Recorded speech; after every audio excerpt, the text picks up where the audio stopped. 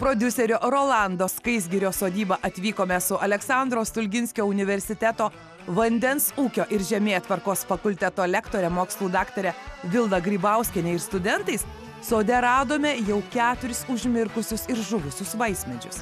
Pasak mūsų laidos konsultantės, šioje sodyboje yra būtini vietovės sausinimo darbai. Netrukus patarimai visiems sodininkams ir sodybų šeimininkams, kaip nustatyti dirvos užmirkimo lygį, kaip įvertinti, ar veikia drenažo sistema ir kaip ją atnaujinti. Tad kokie yra dirvos užmirkimo požymiai? Pievutė labai gražiai prižiūrėta ir tik tai vietomis vaikščiant, turbūt irgi dėl vakar praūžusios liūties jaučiama toksai žliugsėjimas. Na, vėjoj neturėtų tai būti. Vėjoj greitai turėtų nusidrenuoti tas paviršinis vanduo ir kažkur tai sistema nubėgti. Tuo labiau, kad nuolydis yra nuo namo ir mes turim už nugaros tvenkinį, kurį viskas sėkmingai turėtų subėgti.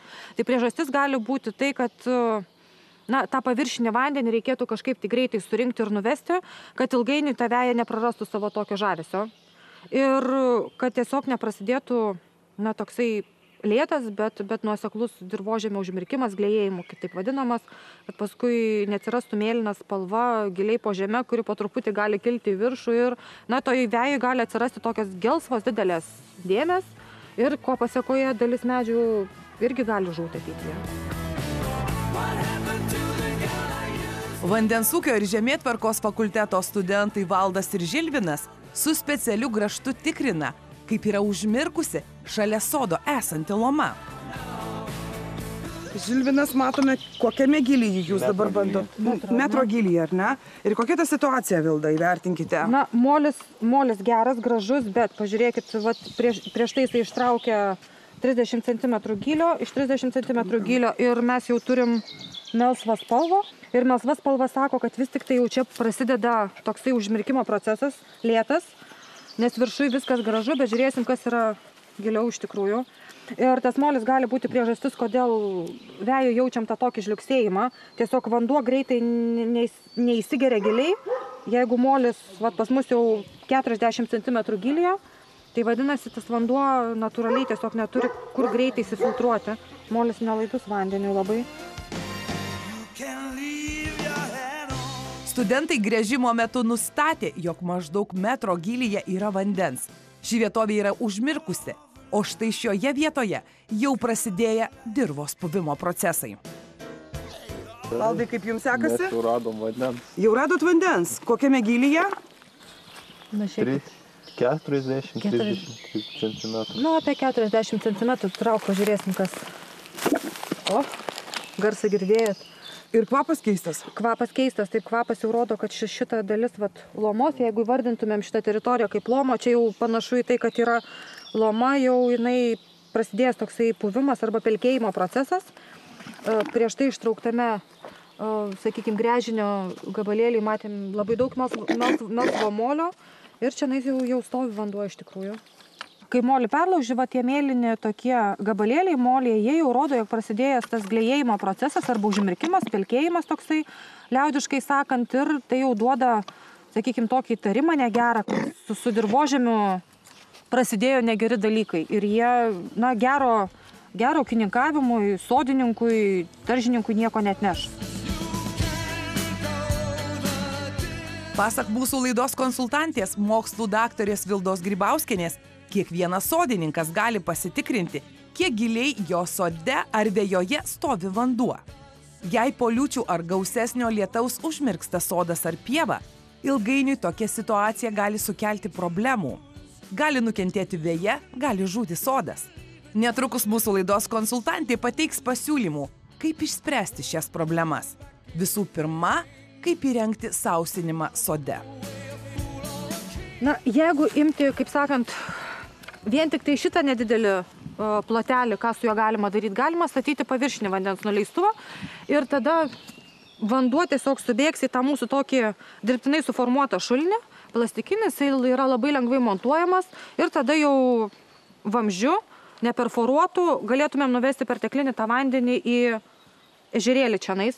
Kodėl neperforuotų vamzdžiu, nes čionais medžiai auga, šaknis mums tuoj pat užkištų mūsų vamzdį ir po 3 metų turbūt jisai vėl nebeveiktų. O dabar sakykit, dėl ko šią vietą reikėtų tvarkyti? Tai ar dėl to, kad vėjoje tiesiog pagerėtų nubėgimas vandens, ar kad vaismedžiams pagelbėtumėm, ar reikia ją tvarkyti tokią kaip po vieną vietą?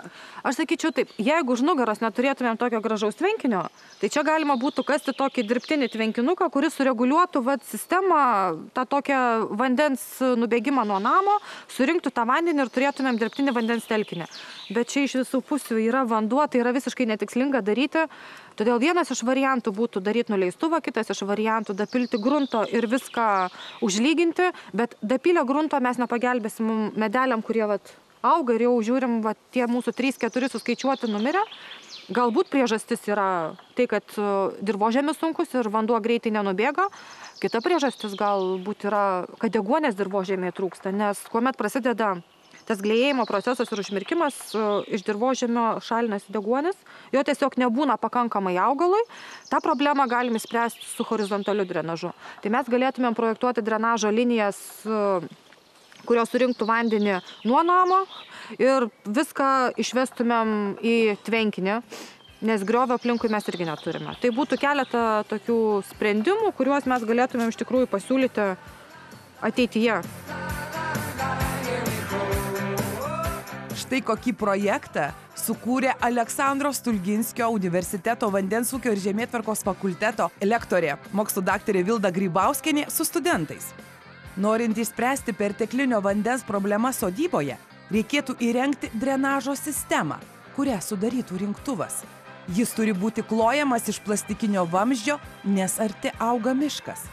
Arba galima naudoti drenažinį vamzdį su specialiu filtru. Sausintuvai klojami su filtru, kad greitai neužsineštų, neužsikimštų molio dalelės. Sistemai pakloti gali būti samdoma technika arba kasama rankomis. Sistemą užbaigia paviršinio vandens nuleidimo šulinys, kuris įrengiamas sklypo lomoje. Šulinys uždengiamas specialiu dangčiu. Šulinį ir jo dangtį reikia valyti nuo prikritusių medžių lapų. Subėgęs į šulinį vanduo nuvedamas plastikiniu vamzdžiu į vandens telkinį. Taigi drenažo sistema nuvestų ne tik paviršinį lietaus vandenį, bet ir neleistų gruntiniams ar šaltinių vandenims pakilti iki augalo šaknų. Nes drenažas pažemina gruntinio vandens lygį ir medžiai bei kiti augalai augantys tokioje vietoje formuoja stiprią šaknų sistemą. Kaip sodininkams ir sodybų šeimininkams patiems įvertinti savo aplinkos situaciją ir kaip pasigaminti tokį grąžtą? Jeigu kalbėti apie paprastą žmogų, tai jam daug paprasčiau būtų susivirinti pas meistrą garaže, negu pirkti. Tie mūsų mokslui arba studijom naudojami grąžtai, jie pakankamai brangus. O jeigu tai paprastai, tai tiesiog metalinis vamzdis, prie jo pritvirtinamas didesnio diametro vamzdis, išpjaunama anga ir tada jau užaštrinami kraštai ir gali pjauti ir matyti, kokį dirvožėmį pas tave turi. O čia dabar koks skersmuo maždaug būtų? Užtektų 3 cm skersmens. Pilnai užtenka tiesiog išimti dirvožėmio mėginį, kad pasižiūrėt, kas pas jūs po kojomis yra. Ir, užtektų metro gylyje išsigręžti. Tai 30 cm aukštis, 3 cm pločio, privirnat prie tvirtesnio vamzdžio, pasidarot patogų grįžimo mechanizmą ir galit prie ūkio naudoti visur. Kodėl toksai grąžtas, o ne tie tokie grąžtai, kurie sriegį turi? Dažnai tvorų stulpam naudoja, todėl kad jie tiesiog sutrupina dirvožėmį ir nepamatytumėt, kas pas jūs realiai yra. Taip. O čia išsitraukia dirvožėmio kolonėlę ir jūs galite iš karto matyti, kas pas jūs po kojomis. Problemų yra, nėra ir ką jums galima būtų daryti. O dabar mes atvykome į Aleksandro Stulginskio universiteto pomologinį sodą ir papasakosime, kaip turi sode atrodyti drenažo sistema. Tikriausiai kiekvienas sodininkas gali pasitikrinti, ar veikia jo sklype drenažo sistema. Tas pasitikrinimas gali būti iš tikrųjų dvejopas. Arba jisai ryžtas ir atsikasa sistemą, jeigu jau mato tvyrantį vandenį kažkur tai ir obelis natūraliai nebeveda vaisių arba jie yra labai mažiukai. Auga specifinės tokios asiūklinio tipo žolės. Ir kitas variantas, jeigu jisai nusprendžia iš tikrųjų sugaišti laiko ir atsikasa sistemais, labai dažnai gali rasti štai tokių dalykų. Tokių radinių. Tai radinių. Čia mes turime šaknis sudžiūvusias. Čia jau yra taip augalų šaknis tiesiogiai prasiskverbusios pro seno tipo molinius vamzdelius, kurie yra praktiškai visoje Lietuvoje. Dirbamose žemėse, net ir sodose galim sakyti taip, ir jeigu jau augalo šaknis patenka, jinai po truputį skverbiasi gilyn ir plečiasi, nes drenažo sistema pas mus kartu ir surenka vandenį, kuris yra pritreštas, sakykime, taip, visokių trąšų yra pilna, maisto medžiagų pakanka ir ta šaknis tenais pradeda sėkmingai skverbtis gilyn, kol pilnumoje užkemša sistemą ir mes esame atsikasę ne vieną tokį pavyzdį. Koks radinys? Taip, ir šitos šaknis pilnumoje užkemša sistemą. Matot, vamzdelis plonytis, sistema didelė, tai vadinasi šitos šaknis išimtos iš didesnės sistemos.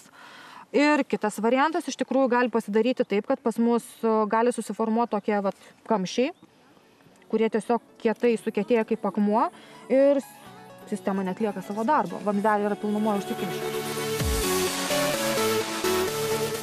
Štai šiame paveikslėlyje pateikiami Aleksandro Stulginskio universiteto mokslininkų nustatyti dažniausiai drenažo sistemose pasikartojantys gedimai. Dažniausiai soduose esančių drenažo sistemų gedimo priežastis plika akimi nematoma. Tai uždumlėję, užaugę šaknimis ir suirę vamzdeliai. O kokios yra šiuolaikiškos drenažo sistemos? Šitos molinukus metame lauk. Jie jau yra atgyvenę, savo atitarnavę, jų amžius kažkur 40 metų. Dabar dedam plasmasinius vamzdžius. Jų yra visokiausių ir spalvų ir formų. Jie vyniojami tokias rites, jas labai lengva pasikloti. Patiems? Taip, visiškai paprastai ir ką ūkininkui galima pasakyti, bet kokiam žmogui iš tikrųjų, tai ką matot skirtingus filtrus, kurie galėtų apsaugoti mūsų sistemą nuo augalų šaknų, tai yra brangu. Čia yra pigu. Tai ką jie daro, žmogus tiesiog paprastai gali nusipirkti neausinę medžiagą atskirai ir padaryti paprastą apsivyniojimą. O kam tau neausinė medžiaga reikalinga? Neausinė medžiaga reikalinga tam, kad apsaugoti patį vamzdelį maksimaliai ilgą laiką nuo šaknų prasiskverbimo į vidų. Arba smulkių molinių dalelių įnešimą į vidų. Vėlgi, kad neturėtumėm kažko panašaus po 20-30 metų. Viskas realiai pagrindinis sprendimas. Kaip žmogus tai gali pasidaryti? Vienas iš variantų yra išsikasti griovelius. Sakykime taip, jeigu tai yra sodas, kasa griovelį kas 4-6 medžio eilės, nes jeigu sausinam sodą, tai turėtų būti atstumas sausintuvam, tom mūsų mažosiom atšakom 16-18 metrų. Tada išsikasa griovelį su nuolydžiu kažkurią tai pusę, kuris jau tą vandenį norėtų išleisti į kažkokią artimiausią griovę arba į kūdrą, ką mes čia gal turim šone. Ir tada tiesiog gali paprastai suliniuoti su gulščiuku, jeigu protingas ūkiškas vyras, susiguldyti tą vamzdį. Ir aišku, protinga būtų apsisukti į kažkokią tai medžiagą, kad prailginti jo gyvavimo laiką, užsipilti žemėm ir stengtis iš tikrųjų, kad nebūtų arčiau negu 3 metrai iki didelių medžių. Nes jeigu jau priartėjame iki 3 metrų, tai iš tikrųjų jau labai didelė tikimybė, kad greitai to šaknis ir įsiskverbs į mūsų sistemą. Nes ten yra vandens. Normaliai veikiantis sodas, jeigu jis yra pramoninis, tai jisai turi turėti drėkinimo sistemą. Drėkinimas neįsivaizduojamas be sausinimo. Tai jeigu jau nusprendėm kažkokią tai drėkinimo sistemą įsirengti, tai turėtumėm būti tikri, kad mes turim ir sausinimo sistemą. Čia ką turim, taip elementari drėkinimo sistema, lašelinė, nėra jinai tokia elementari, viena iš taupiausių iš tikrųjų, kad ir turime to daug vandens Lietuvoje pakankamai, tai yra lašelinės sistemos. Prie kiekvieno medelio yra skylutė ir tada ties šitų medelių šitoje vietoje tik tai vanduo ir kaps. Viskas. Daugiau aplinkinė teritorija nelaistoma ir žoliai to vandens nereikia. Viskas labai taupiai daroma.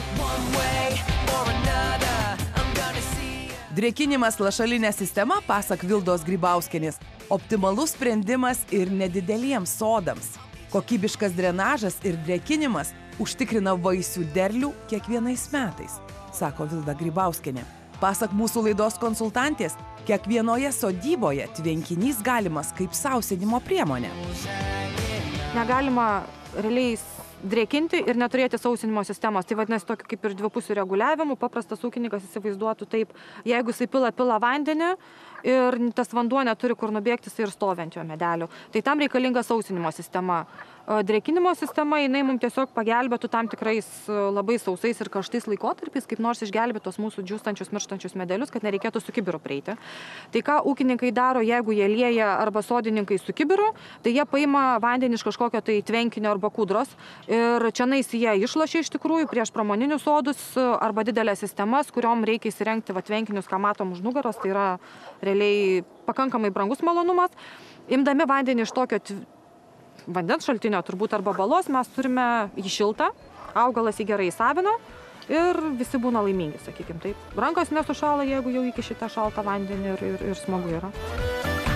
Tądien Aleksandro Stulginskio universiteto studentai mums parodė ne tik kaip daryti gręžinius, bet ir su geodeziniais prietaisais darė topografinį planą, kuris ir yra reikalingas ruošiant drėkinimo ir sausinimo sistemą sodyboje. Dėkojame Aleksandro Stulginskio universiteto vandens ūkio ir žemėtvarkos fakulteto lektoriai mokslų daktariai Vildai Grybauskienei ir studentams. O netrukus patarimai, kaip gaudyti kurklius, kaip prižiūrėti lauko ir šiltnamio daržoves ir dovana mūsų konkurso dalyviams. Likite su laida Svajonių sodai.